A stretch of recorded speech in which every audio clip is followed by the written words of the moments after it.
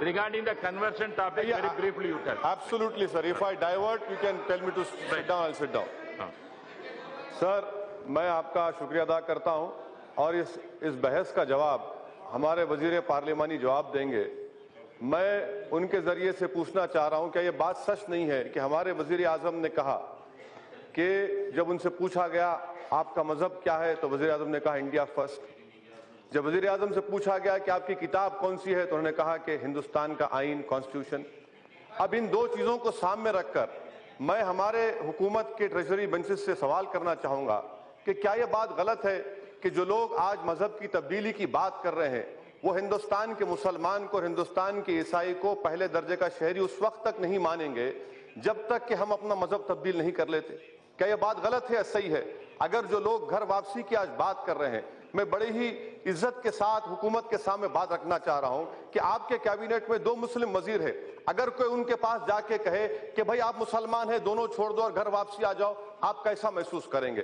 तीसरी बात मैं हुकूमत से पूछना चाहूंगा कि हमारे वजीर ये कह रहे हैं, यहां पर जो बहस हुई, हिंदुस्तान के दस्तूर में आर्टिकल 341 क्या है? क्या वो मजहब के ऊपर नहीं है? आप उसकी तरमीम क्यों नहीं करते? हमारे वजीर पार्लिमान ये जवाब देते हैं कि एक कानून बनाया जाए। मैं वेंकैया नायडू साहब से कहना चाहूंगा कि बराए मेहरबानी आप काबिल हैं, बहुत पढ़े लिखे हैं आप। मैं आपको रिक्वेस्ट करूंगा, दरखास्त करूंगा कि हिंदुस्तान के कॉन्स्टिट्यूंट असेंबली के जो डिबेट्स हैं, खास तौर से टी कृष्णमाचारी और के मुंशी ने क्या कहा था आर्टिकल 25 पर जब बहस हो रही थी, आप इस तरह का कानून नहीं बना सकते कि आप कोई अपना मजहब तब्दील ना करे।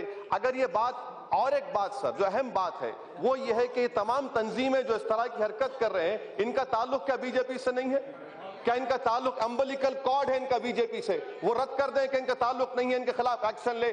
प्राइम मिनिस्टर एक बात कहते हैं, वजीर खारजा एक बात कहते हैं, आप हिंदुस्तान में एफडीआई लाना चाहते हैं। क्या इस तरह के बातों से एफडीआई आएगा? क्या इस तरह के दहशतगर्दी के बातों से, फसाद कराने से क्या हिंदुस्तान में ग्रोथ होगी? क्या हिंदुस्तान मजबूत होगा? ये हुकूमत पर मुनहसर है, हुकूमत क्या चाह रही है? हुकूमत ये कहती है कि कानून लेकर आएंगे। मैं वेंकैया जी से पूछना चाह रहा हूं कि भाई साहब, Hindu minority guardianship act 1956 section 6 क्या तरमीम करेंगे?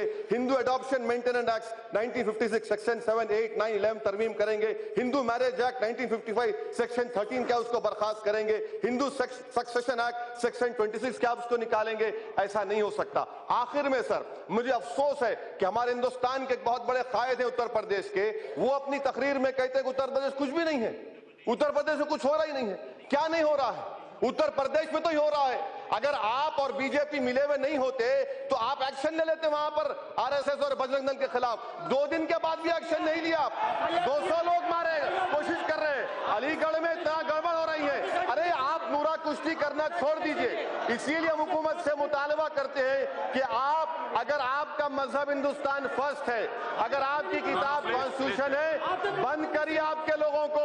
ये बजरंग दल, आरएसएस के लोग आपके लोग हैं और हम डरने वाले नहीं हैं। हम अपने मजहब पर चलेंगे। मुझे जितना फख्र हिंदुस्तानी पर है उतना फख्र मुसलमान होने पर है। ना ईसाई डरेंगे ना मुसलमान डरेंगे।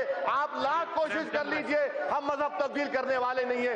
मुल्क को बचाना है, मुल्क को मजबूत करना है तो अपने जोकरों को रोको, अपने चमचों को रोको, अपने चाहने वालों को रोको, ये मुल्क बचेगा। शुक्रिया। आप करेंगे, आप हुकूमत नहीं कर रही, आप हुकूमत नहीं कर रही, आप हुकूमत नहीं कर रही। Please order, please order, please. Please, please take your seat. Please. Premchandra. Thank you. Only 1 minute, please. Yeah.